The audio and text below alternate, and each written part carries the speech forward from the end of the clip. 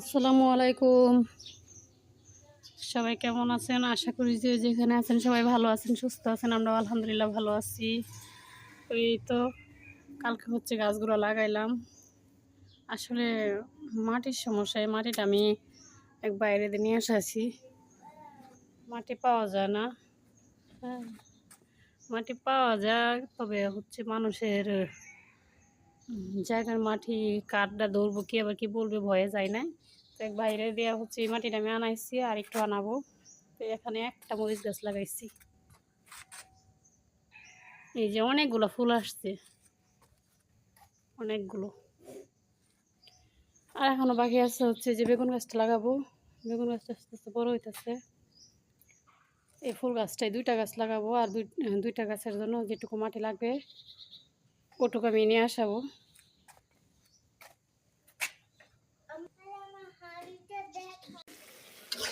এই যে আজকে শুক্রবার, তো এই সবজি কিছুটা সকালে রান্না করার কথা ছিল, কিন্তু দেরি হয়ে গেছে উঠতে উঠতে। তো ভাবলাম সবজিটা রাত্রে কাইটে রাখছি, যেহেতু সবজি খিচুড়ি খাওয়ার জন্য, আবার হচ্ছে বাচ্চারা খেতে চাইতেছে।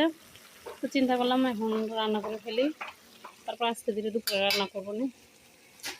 সেই জন্য এখন সবজি খিচুড়িটা রান্না করতেছি। আর ওরা হচ্ছে দিক দিয়ে খেলাধুলা করতেছে। হ্যালো মারিয়াম হ্যালো দিছে, হ্যালো।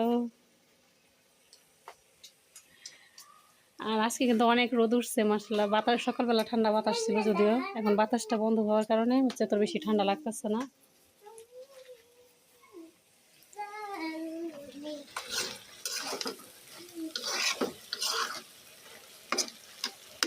এখানে 4-5 রকমের সবজি দিছি। ফুলকপি, সিম, আলু, গাজর, তারপরে যে পেঁয়াজের কালি যেটাকে বলে ওইটা। সবজি কষানো শেষ, আমি চালটা দিয়ে একসাথে কষায় নেব।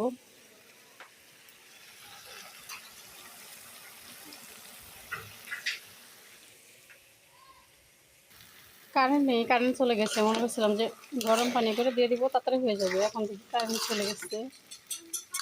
চালটা কষে নিয়ে ঠান্ডা পানি দিয়ে দিই।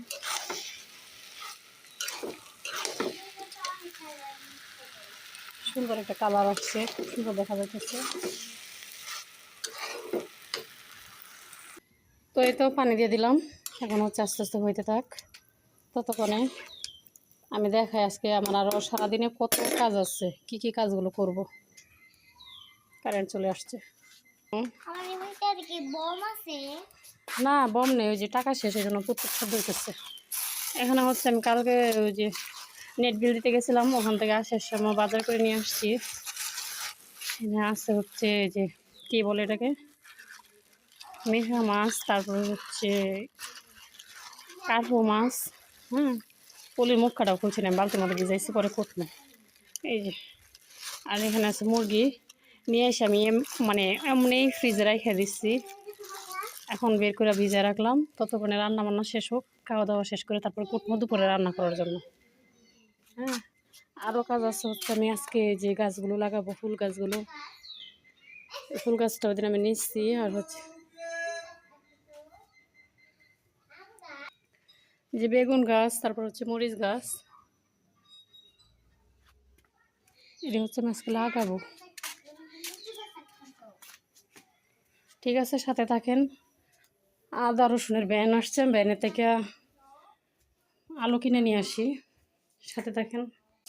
এই তো এখন হচ্ছে রাতের জন্য রান্না করতেছি। আমি হচ্ছে মাংসটা ভাইজে নিয়ে রান্না করতেছি।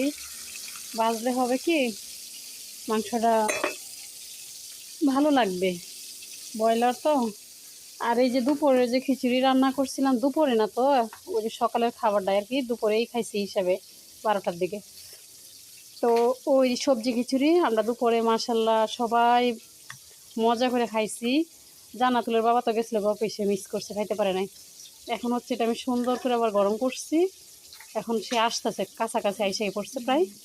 তো আসলে ওই খাইবে, এতটুকু আসছে এনে অনেকটা, ও খায় শেষ করতে পারবে না। আর এখানে আমি রাতের জন্য রান্না করতেছি। কালকে রাত্রে রান্না করছিলাম কি টমেটো দিয়ে, আলু দিয়ে, হচ্ছে কালবাউস মাছ দেওয়া, আর হচ্ছে পেঁয়াজের কালি ভাজি করছিলাম, এগুলো আছে। হ্যাঁ, এই দুইটাই আছে। এখন ভাবলাম শুধু মাংস রান্না করি। আর জান্নাতুল বইলে গেছে হচ্ছে ঈদে খাবে, ওই ভাত খাবে দুধ দিয়ে আর কলা দিয়া। তো বিকালে গেছিলাম ফার্মে, যে দুধ নিয়ে আসছি। হ্যাঁ, দুধ নিয়ে এসে জাল করছি, মারিয়াম খাইছে। এখন আমি এটা রান্না করে ভাত বসাই দিচ্ছি রাইস কুকারে। তারপরে হচ্ছে আমার জানা থেকে ভাত দিতে যাব 7:30টার দিকে। এখন তো প্রায় 7টার কাছাকাছি বাজে, 7টা বাজে না এখনও। তো এটা রাতের জন্য রান্না করতেছি।